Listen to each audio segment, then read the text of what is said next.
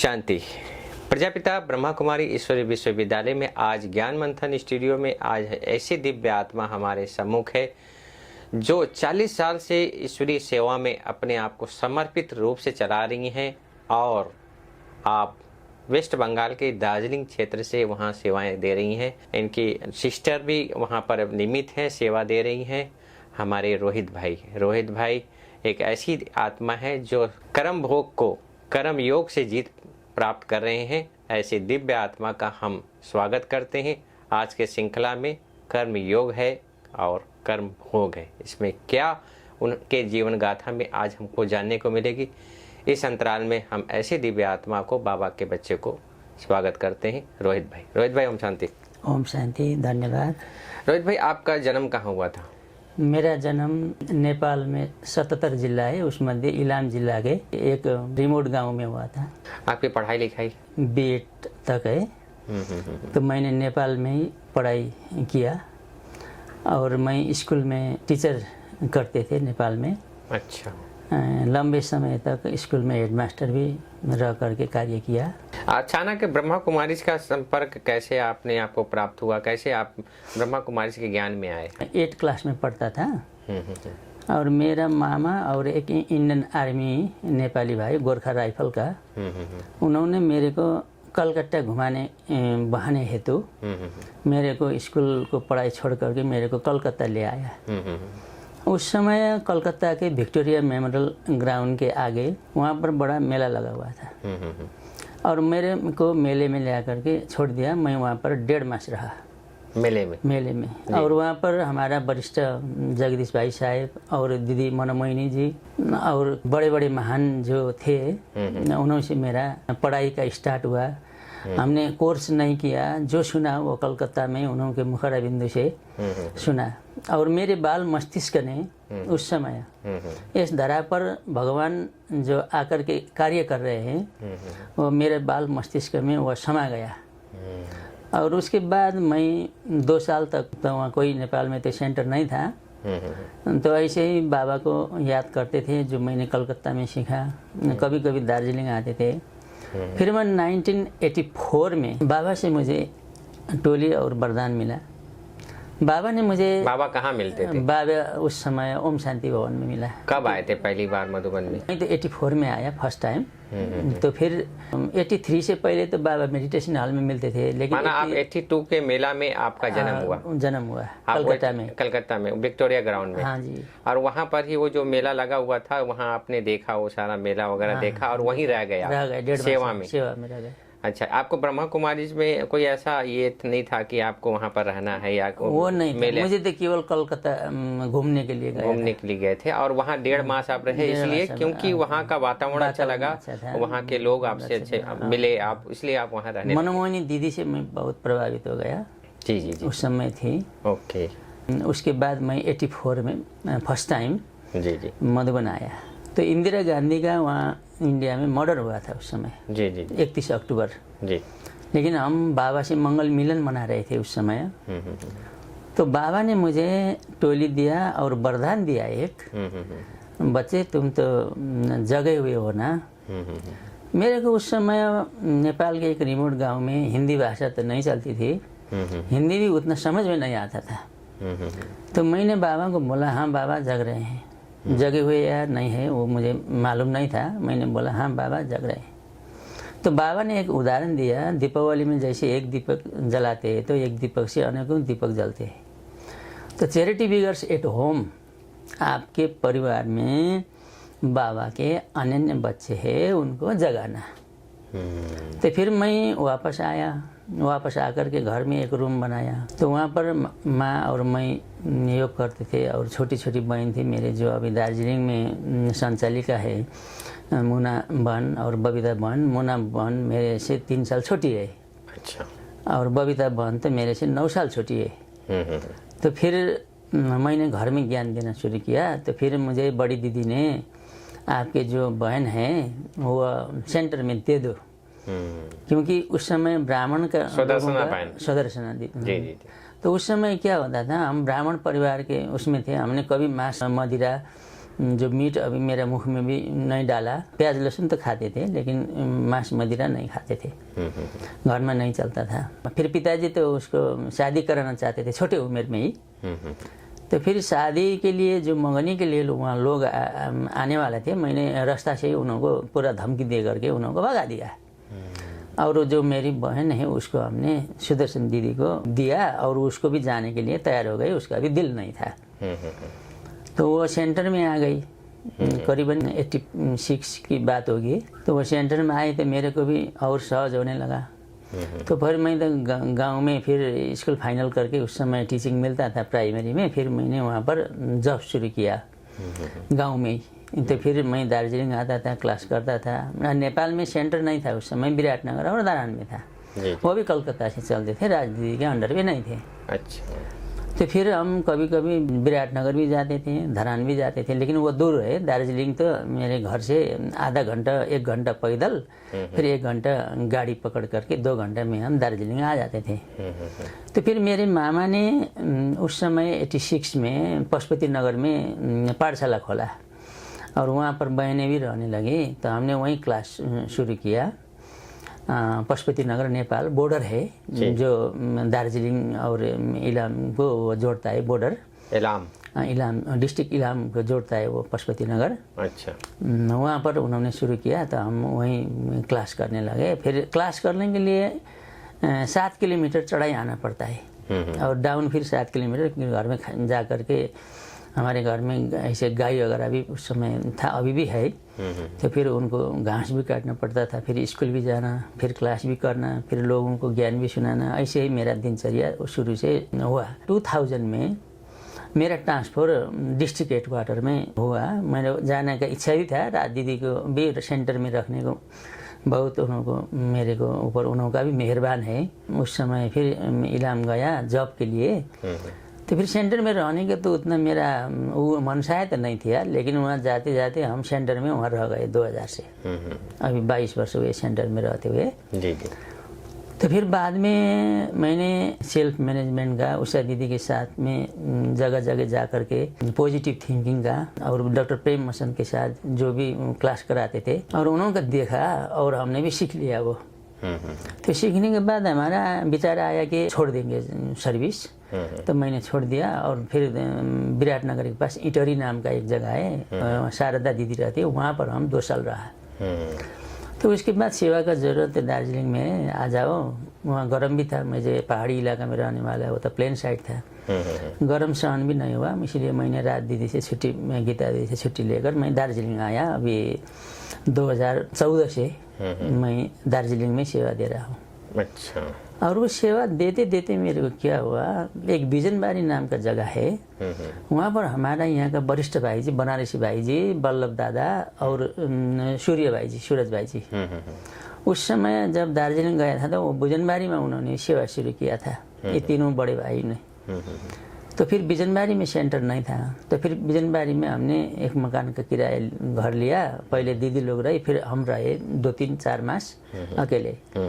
तो वहाँ पर एक प्रोग्राम चल रहा था, तो उस कार्यक्रम का संचालन करना था मुझे। तो 2:30 बजे करीब था, 3 बजे से प्रोग्राम करना। मैं ऐसे बैठा रहा था, सुबह से ही मेरे यहाँ छाती में दर्द हो रहा था और सांस फूल रहा था। मुझे मालूम नहीं था कि मुझे हार्ट में प्रॉब्लम है। तो अचानक मेरे जबरदस्त हार्ट अटैक आया। तो जबरदस्त हार्ट, तुरंत मैंने एक भाई को बोला मुझे ऐसे कुछ हुआ, मुझे सेंटर ले चलो। तो उन्होंने बोला उसको उस सोफा में रख दो, कुछ हुआ होगा। तो फिर एक भाई ने मेरा नाड़ी था, तुरंत हॉस्पिटल, 15 मिनट भी नहीं लगा, हॉस्पिटल पहुंचाया। तो हॉस्पिटल में ऑक्सीजन दिया और फिर मेरे को तुरंत दार्जिलिंग लिया। दार्जिलिंग में नहीं होता, फिर सिलीगुड़ी लाया रात को ही। तो फिर मेरे हार्ट में तो बाद में पता चला कि 5 ब्लॉकेज था। अच्छा। 100%, 90%, 80%। तो फिर यहाँ हमने सतीश गुप्ता जी डॉक्टर के पास आया, तो उन्होंने बोला करो कैट का प्रोग्राम, फिर भी मैं आपको सलाह देता हूँ, इतना आपका ब्लॉकेज है तो आपको बाईपास करना पड़ेगा, क्योंकि उन्होंने सिटी एंजियो करके देखा मेरे को यहाँ ट्रोमा में। जी। फिर बाद में डॉक्टर बनारसी भाई जी ने मेरे को अहमदाबाद ले गया और मेरे वहाँ पर बाईपास हुआ। बाईपास तो हुआ, लेकिन मेरा वॉल्व टूटा हुआ था, हार्ट पूरा डैमेज था, रिक्स में बाईपास हुआ था। तो मैंने बोला वाल्व भी चेंज कर देना। डॉक्टर ने मना किया, वाल्व चेंज करने से और बाईपास करने से लोग बच भी सकते हैं, नहीं बचते, वाल्व चेंज नहीं किया। तो अभी मेरा वाल्व टूटा हुआ है, वहाँ से ब्लड लीकेज होता है और हार्ट में पेन भी होता है, हार्ट डैमेज है, 75% डैमेज है और लेफ्ट साइड में डायलेटर अर्थात फूला हुआ है, थोड़ा सा सूजन है, तो मेरे को यहाँ पेन होता है। तो मैं अभी क्या करता हूँ, उस पेन को मैं म्यूजिक बनाता हूँ। रात को मैं 2 बजे उठता हूँ, कोई मोबाइल में और उसमें म्यूजिक नहीं लगाता हूँ और बाहर निकलता हूँ। मेरे को जब पेन होता है तो उसी को म्यूजिक मान करके बाबा से मैं शक्ति का, शांति का और किरण अपने में भर लेता हूँ और मैं वो किरण मेरे हार्ट पर आ रही है, मैं बहुत सुखी हूँ, मैं बीमार नहीं हूँ, मेरे को कुछ नहीं हुआ, मेरे छत्र छाया में बाबा है, मेरे बड़ों का मेरा दुआ प्राप्त है, दीदियों का, अरे बड़े भाई में मधुबन का, बाबा का मेरे पर भरपूर दुआ मिल रहा है। मैं अपने को भरता हूँ और बाबा ने एक चैलेंज दिया है, बच्चे तुम्हें अपने आप को भी संपन्न बनाना है, प्रकृति को भी चेंज करना है और व्यक्ति को भी परिवर्तन करना है। इस भट्टी में आमंत्रित भाई की भट्टी में मैं जब मैंने टिकट कटाया, टिकट कटने से पहले मैंने राजू भाई जी से बात किया, मैं ऐसे ऐसे आ रहा हूँ, आप बीमार है तो वहीं भट्टी करो ना, क्यों? उन्होंने बोला मुझे भाई साहब मधुबन की भट्टी में आना है। तो भले आ जाओ। तो फिर मेरे साथ एक फ्रेंड भी आएगा, हम लेके आओ। तो फिर एक आया साथी भी, तो फिर मैं इस भट्टी में आया, मैं बहुत संतुष्ट। मैंने जो सोच करके इस भट्टी में आया था वह मुझे मिला। मैंने एक सोचा था मैं सारा दिन अशरीरी अवस्था, फरिश्ता अवस्था व बीजरूप अवस्था कैसे प्राप्त करूं। अगले भट्टी में मैं जब आया था कोरोना काल से पहले, बलसाल बड़ा एक रोहित भाई था, मुझे वो मीता मीता बोलता था और उन्होंने मेरे को फोटो खिंचाई है आपके स्टूडियो के आगे। तो फिर मुझे वो मेरा मीता तो चला गया, मेरा भी हार्ट, मैं कभी भी जा सकता हूँ अचानक और एवरेडी मुझे रहना है। मुझे इसलिए देह के भान में नहीं आना है। अंतिम अवस्था में मुझे बाबा ही याद रहे, कुछ भी दुनिया की वस्तु, वैभव, संबंध कोई भी मेरे को बुद्धि से न खींचे। मैं किसी के प्रभाव में भी नहीं आ जाऊं, किसी तनाव में भी नहीं आ जाऊं, किसी के संस्कार, अपने संस्कार के दबाव में भी न आ जाऊं, स्वभाव में भी नहीं आ जाऊं। हाँ, वो मुझे अभी रात को मैं उसी का ध्यान दे करके ऐसे पुरुषार्थ करता हूँ। और इस भट्टी में आया, एक तो अशरीरी बनने का मेरा लक्ष्य था, दूसरा था मेरा कि मेरे मुख से, मन, वचन और कर्म से किसी को भी दुख न पहुंचे, इस बात का ध्यान रखें। इस बात का मैं ध्यान रखूं। मैंने प्रण भी किया, उस समय भट्टू का अनुभव भी मैंने शेयर किया और वहाँ पर ब्रिजमन भाई साहब और हमारे संतोष दीदी, शारदा दीदी सब थे और वरिष्ठ भाइयों थे मधुबन के और सारा भट्टी के। तो उन्होंने के मैंने साक्षी रख करके वो मैंने प्रण भी किया, मन वचन कर्म से मैं किसी को दुख नहीं दूंगा। अगर मेरे से दुख किसी को पहुंचा है तो मैं उसको माफ़ कर देता हूँ और माफ़ करना नहीं, भूल भी देता हूँ। फिर ये मेरा समय, श्वास और संकल्प मैं सफल करूँगा, क्योंकि ब्राह्मण जीवन में समय का भी एक बहुत बड़ा खजाना है, संकल्प का भी खजाना है और हमारे श्वास कब अंतिम श्वास हो गया हमारे पता नहीं है और ड्रामा ही जाने और बाबी जाने। और इसको मैं कैसे सफल करूँ, उसका मैं अभी क्या कर रहा हूँ, पुरुषार्थ कर रहा हूँ। हर समय मैं बाबा याद रहे, क्योंकि मुझे एक आपका सेंटर का मैं एक घटना सुनाता हूँ, मैं जहाँ भी जाता हूँ। जी जी। तो हम जब इलामी सेंटर में रहते थे, बुआ बुआ बोलते थे हम, वो सेंटर में आता था सुबह 5 बजे, अमृत बेले करके नहा धोआ करके उसके लिए भी गेट खोलना पड़ता था। वो तो 5 बजे तो गेट में आ जाता था। आकर के संदेली के सामने बैठता था और दीदी मुरलियाँ बजाती थी, पढ़ती थी और मुरली को पढ़ने मेरे स्कूल जाने के टाइम वो मुरली चिंतन करता रहता था 9 बजे तक, 9:30 तक वो जब मैं जाता हूँ वही रहता। फिर मैं रास्ता में देखता था वो बेटी के एक दुकान में रहता था, फिर वो दुकान में वो मुरली का ही चिंतन करता था। अचानक वो प्लेन साइड कहीं गया था, वो बीमार हुआ, तो मुझे दीदी ने कहा है कि तुम जाओ भाई देख करके आओ। तो मैं गया वहाँ पर, वो अंतिम समय में था। तो अंतिम समय में इतना पुरुषार्थी व्यक्ति के मुख से क्या निकलना चाहिए था, बाबा। बाबा, लेकिन उन्होंने के मुख से बाबा नहीं निकला। उन्होंने निकाला साइला साइला साइला। साइला होता है क्या नेपाली में, फर्स्ट जो होता है जन्म लेने वाला बेटा उसको जेठा बोलता है जी जी। और मजौले वाला को माइला बोलता है, थर्ड वालों को साइला बोलता है। अच्छा। तो फिर मुझे एक भाई वहाँ पर खड़ा था, उन्होंने मेरे को कहा है कि इन्हों का मुख से ये साइला निकला कि तुम्हारे जो सेंटर पर एक बूढ़े आदमी का जो फोटो लगा हुआ है जो बिंदु में, वो साइला है। मैंने हाँ है ऐसे ही बोल दिया। उसके भावना को क्यों मैं ठीक करने के लिए। तो मेरे मन में लगा इतना पुरुषार्थ करता था यह बुआ, इन्होंने अंतिम समय में इनका मुख से वो क्यों याद किया। फिर जनवरी मास में बाबा का फोटो ज्ञानामृत में आता है, उसको बेटी ने वो बाबा का फोटो निकाला, ब्रह्मा बाबा का, और अपने पिताजी का फोटो एक ही साइज का लेमिनेशन करके सेंटर में लाया। बाय द वे उन्होंने मेरे को ही दिया, भाई जी ये रखना होता है। मैंने उनको भावना को कदर करते हुए वो रख लिया। उस समय पूछा कि आपके पिताजी इतने पुरुषार्थी थे तो फिर ये क्यों निकला इनसे मुख से ऐसे शब्द। फिर उन्होंने बोला कि 2 लाख रुपये पैसा पिताजी के थे ना, वो मेरे बोलता है ताऊ बोलते हैं हिंदी में, उन्होंने ठुलो बुआ को उनको बेटे को दिया। वो सऊदी अरब की तरफ चला गया।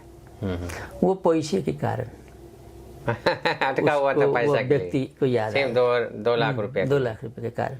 जी जी जी जी। तो अंतिम समय में अगर हमारे बुद्धि के अंदर सूक्ष्म रूप में हम चेकिंग करते हैं, थोड़ा सा किसी से लगाव है, झुकाव है, हाँ, प्रभाव है, स्वभाव संस्कार के बस किसी के उसमें आ जाते हैं, तो उस समय बाबा याद नहीं आते, क्योंकि बहुत लंबे समय का अभ्यास चाहिए बाबा को याद करने के लिए। वही मैं अभी पुरुषार्थ कर रहा हूँ। बहुत सुंदर।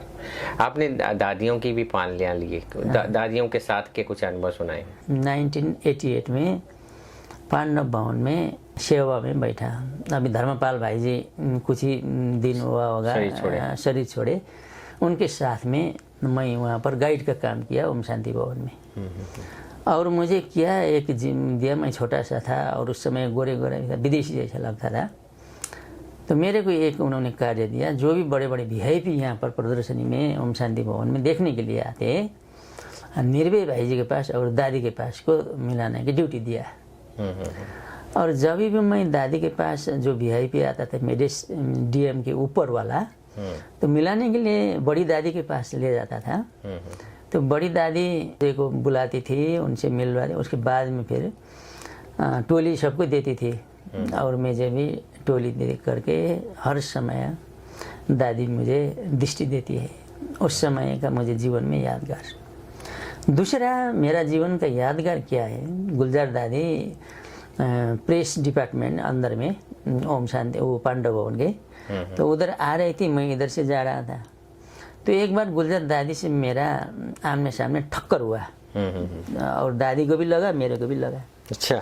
तो मैं तो अब अचानक क्या बोलूं, दादी से मेरा तो ठक्कर हो गया। तो मैं दादी के पाँव में पड़ गया, दादी क्या हुआ, मैं सॉरी। नहीं, यह तुम्हारे जीवन के एक यादगार बन जाएगा। दादी ने वरदान दिया।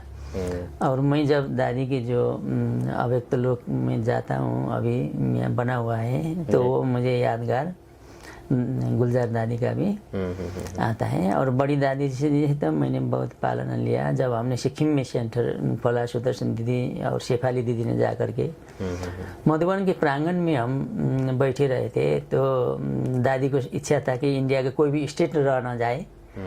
तो फिर दादी ने इतने दिल से हमको वेलकम किया, आओ आओ दार्जिलिंग वाले आ जाओ।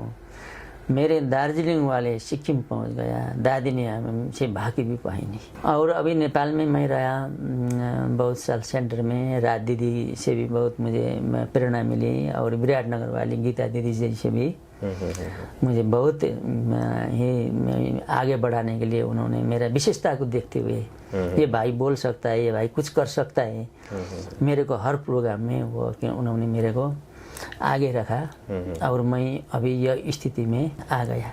बहुत सुंदर। अभी मेरे को जो बीमार हूँ मैं, डॉक्टर झूठ बोलते हैं, डोंट केयर करते हैं। तो ये मशीन भी रॉन्ग है, मुझे उसमें कोई वो इतराज नहीं है। माना आत्मा अलग है, शरीर का काम कर्म भोग अलग है। मेरा योग से मैं कर्म भोग मैं क्या कर रहा हूँ, चुकता कर रहा हूँ। बाबा ने एक मुरली में कहा, यहाँ का दर्द तो दवा से भी मिट सकता है, लेकिन धर्मराज का डंडा बहुत कड़ा होगा। इसलिए मुझे खुशी खुशी से ये कर्म भोग मैं चुकता कर रहा हूँ। वो कैसे, क्या विजन अपनाते हैं आप? जैसे एक छोटा सा एग्जांपल आपने मैंने बताया ना, जब मेरे को दर्द होता है, ऑक्सीजन और ये ब्लड हार्ट तो पहुंचाती नहीं है ब्रेन के न्यूरॉन्स में, और ये नस में वो नहीं जाता है ऑक्सीजन, तो पेन होता है। और हार्ट का पेन बहुत ज़बरदस्त होता है, इसलिए हार्ट को गीत भी बहुत बनाया होगा लोगों ने, दिल का गीत बहुत है, मैं समझता हूँ ऐसे ही, क्योंकि हार्ट का पेन ज़बरदस्त होता है। तो उस पेन को मैं म्यूजिक बनाता हूँ, तो फिर मैं उससे योग करता हूँ। मुझे पेन नहीं, उसमें आनंद फील होता है। मेरा पिछले रहा हुआ कर्म भोग चुकता हो रहा है बाबा, मुझे बहुत मैं संतुष्ट हूँ। तो रोहित भाई, आपकी दिनचर्या क्या है? क्योंकि हार्ट के पेशेंट को नींद की ज़रूरत है, हार्ट का ही नहीं और भी मेरे बीमार है। 3 बड़े बड़े ऑपरेशन हुए हैं। 2 बजे मैं करीबन उठ जाता हूँ, 3 बजे से समझो मैं बाबा की याद में वो बेड छोड़ देता हूँ। तो स्नान करते समय भी मैं क्या करता हूँ, तो इस शरीर को एक मंदिर मानता हूँ। शरीर मेरा एक मंदिर है, जैसे ब्रह्मा बाबा अभ्यास करते थे और संपूर्णता प्राप्त किया, वही मैं फॉलो करता हूँ। मैं इस शरीर रूपी मंदिर को साफ कर रहा। पानी, मुझे 1 लीटर से ज़्यादा पानी पीने के लिए मना किया, अभी भी मेरा मुख सूख रहा है, क्योंकि मुझे पानी ज़्यादा पीना नहीं होता है। 24 घंटे में केवल खान पीन मिला करके 1 लीटर। तो फिर थोड़ा सा मैं चाय लेता हूँ और 2 पीस बिस्कुट और गैस का दवा, और फिर योग में बैठ जाता हूँ। 7:15 से क्लास शुरू होता है, क्लास में मैं आता हूँ। आधा से जैसे मुरली तो मुझे बहन जी मुझे ही पढ़ने के लिए देती है, और फिर अव्यक्त वाणी जो होता है संडे का 10 बार पढ़ता हूँ।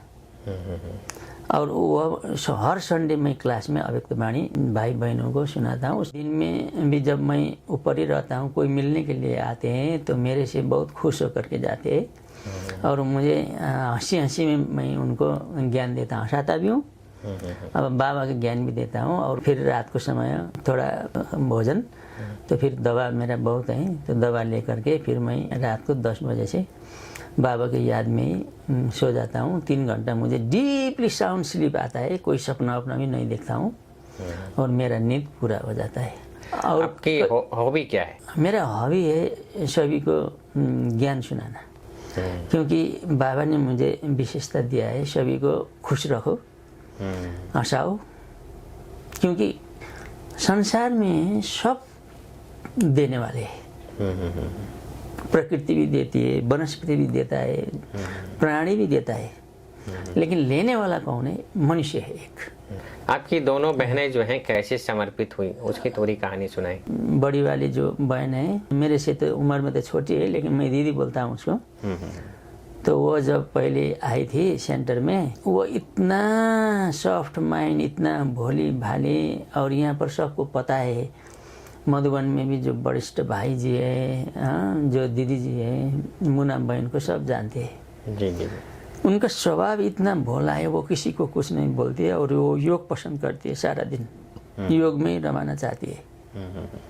और उसको कुछ ना कुछ सेंटर से देती है, आती है तो किसी को भी भोजन वगैरह, कोई चिया पानी टोली सब वही देखती है, दिया कि नहीं दिया। और छोटी छोटी बहनों ने, तो वो जब सेंटर में समर्पित हुई सुदर्शन दीदी के पास, वो बहुत लंबे समय तक रही। जब सिलीगुड़ी में मकान बना तो सुदर्शन दादी उधर नीचे सिलीगुड़ी में शिफ्ट हो गई। लगभग ये 98 की बात होगी। दार्जिलिंग क्या है, पहले ब्रिटिश ने बसाया हुआ एक शहर है, क्योंकि वो ठंडी जगह पसंद करते थे, और उन्होंने वर्ल्ड के बड़े बड़े स्कूल है वहाँ पर खोला, मिशनरी स्कूल, और विद्यार्थियों को उन्होंने क्रिश्चियन सोसाइटी का जग बसाला। दलाई लामा के साथ लोग आए, और वहाँ दार्जिलिंग में और हिमाचल में जो धर्मशाला में सेटल हुआ। वहाँ बुद्धिस्ट सोसाइटी ज़्यादा है, बुद्धिस्ट गुम्बा बहुत है, और क्रिश्चियन का चर्च बहुत है, हिंदुज़म का थोड़ा सा कमी लग। जैसे हम नेपाल में जन्मे हैं, नेपाल का जैसा धरनी नहीं है। वहाँ को कुंभकर्ण को जगाने के लिए थोड़ा सा मेहनत का काम है, और मुन्ना बहन उसका योग बल से सकाश देते, वो अभी वहाँ पर वो कार्य वो कर रहे योग बल के द्वारा। और बबीता बहन जो है कारोबार देखती है, अकाउंट का कारोबार, जो सारा सेंटर सब सेंटर का अकाउंट वही करती है। और बाहर का जो काम है, सेवा है, खरीदारी है, वो सब वो करती है। दोनों एकदम जैसे हमको किसी को भी पता नहीं पड़ता है, हम किसी को बताते हैं, क्योंकि छोटी वाली जो बहन है बबीता बहन, उससे मेरा चेहरा मिलता जुलता है। जी। तो वो लोग कोई पूछते हैं तब हम बताते हैं ये लौकिक में। लेकिन हमारे लौकिक में कोई भाषण नहीं होता है। हमारा जो वहाँ पर रहता है ना, सभी को एक जैसे ही व्यवहार करते हैं। दीदी मेरा बड़े भाई है लौकिक में, वो ऐसा मेरे को एक्स्ट्रा नहीं, सबको समान भाषण देती है, उनका ये विशेषता है। तो ऐसे ही चल रहा है दार्जिलिंग में सेवा। आप सुदर्शन दीदी की पालना लिए, उनके साथ के कुछ अनुभव सुनाए। हम एक बार विराटनगर गया, जब वहाँ गीता दीदी नहीं थी, तो उन्होंने मुझे ले गया और कॉलेज में एक प्रोग्राम रखा। मैं छोटा था, मेरे को बोलना नहीं आता था, और मुझे कहा दीदी ने, एक वहाँ नारी विकास संघ के केंद्रीय अध्यक्ष सुशीला चापागाई नाम के थी, उन्होंने दार्जिलिंग में कोर्स किया था, तो उन्होंने लेके गई थी। और मैं गया वहाँ पर, एक कॉलेज का प्राध्यापक था बद्रीनारायण कंठ, और वहाँ पर एक प्रोग्राम रखा मोरंग कॉलेज में। तो मेरे को उन्होंने ये कार्यक्रम संचालन करने के लिए दिया। मैं कहीं भी स्टेज पर नहीं बोला था। मेरे से उस समय हाथ ऐसे थर काम रहा था माइक के साथ, और दीदी ने वो मुझे दिया, तो उससे मेरा हिम्मत बढ़ा, मैं भी कर सकता हूँ। फिर ये प्रदर्शनी का निकला, जहाँ भी जाती थी प्रदर्शनी कराने के लिए, जो बड़े बड़े लोग आते थे, दीदी मेरे को ही कहती थी। और दीदी ने मुझे बोला कि तुम SML सीखो उषा दीदी से। उषा दीदी जा करके वहाँ पर बहुत प्रोग्राम किया। तो दीदी का पालना विशेष थी, वो किसी को भी उसके मुख से ऐसा कोई भी शब्द अगर गलती किया हुआ हो भी, तो भी उनको गलती का रियलाइजेशन प्रशंसा से करती थी। पहले प्रशंसा करके उनको मान सम्मान में लिया करके डायरेक्ट नहीं बोलती थी। ऐसा करने से ऐसा होता है। तो उनका गलती का जो करने वाला को भी ऐसे भूल का क्या होता था, महसूस होता था। दीदी का पालना जबरदस्त था। भाई जी जिस शब्दों से आज उच्चारण कर रहे हैं कि सभी टीचर्स बहनें इस बात का विशेष ध्यान रखें कि आपके अंदर में जो भी बहनें रह रही हैं, अगर वो कोई गलती करती हैं या कोई भी स्टूडेंट गलती करता है, तो आप उसको डायरेक्ट सूचित ना करें, डायरेक्ट उन्होंने बताएं, बल्कि उनकी प्रशंसा करें कि आप इतनी अच्छी अच्छी सेवाएं कर रहे हैं, इतना अच्छा आप काम कर रहे हैं, बल्कि एक छोटा सा एक कमी है, इसको पूरा कर लेंगे, इसको ख़त्म कर देंगे तो आप आगे बढ़ जाएंगे। तो पहले प्रशंसा, फिर कमी को वर्ण करें। और डायरेक्ट अगर कमी को वर्ण करते हैं तो उनको दिल को दुख होता है। तो रोहित भाई, चलते चलते हमारे युवाओं को आप क्या संदेश देना चाहेंगे कि आज के युवा जो व्यसन से पीड़ित है, जो अपने आप को बहुत ही निर्धन का मान चुका है, उन युवाओं को आप क्या संदेश देना चाहेंगे? आज के युवा भविष्य का देश का एक कर्णधार है।